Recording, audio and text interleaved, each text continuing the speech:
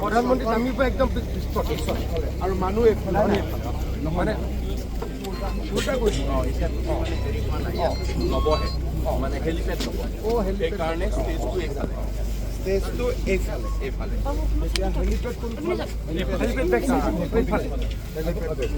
আমি ডাঙৰ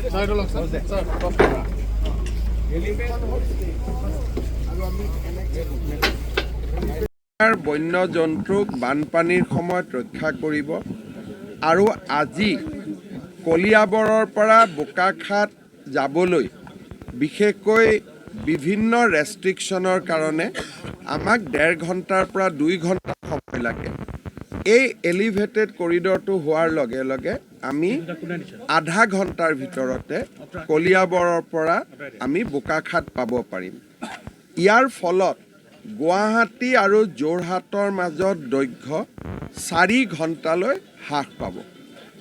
আমাৰ যাতায়াতৰ দৃষ্টিভংগীৰ পৰা আৰু বন্যপ্ৰাণীক ৰক্ষণাবেক্ষণ দিয়াৰ দৃষ্টিভংগীৰ পৰা এইটো এটা যথেষ্ট ডাঙৰ প্ৰজেক্ট।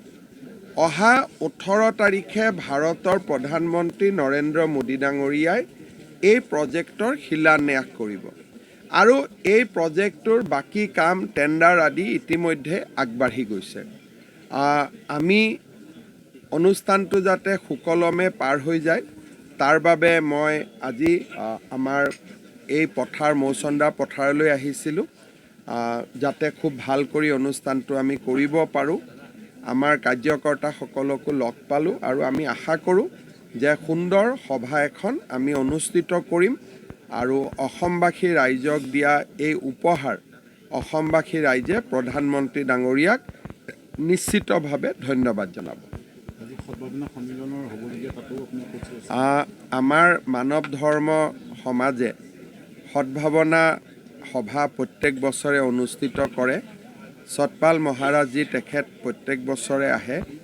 মোক এই বছৰ আমন্ত্ৰণ জনাইছিলে, কিন্তু 7 আৰু 8 তাৰিখে মই ডিব্ৰুগড় লখিমপুৰত থাকিবলগীয়া হ'ব বাবে আহিব নোৱাৰিম। সেইবাবে আগতীয়াকৈ তেখেতসকলক মই শুভকামনা জনাই থৈ গ'লোঁ। বাকী কেশৱ মহন্ত ডাঙৰীয়া আছে, মোৰ হৈ তেখেতে উপস্থিত থাকিব।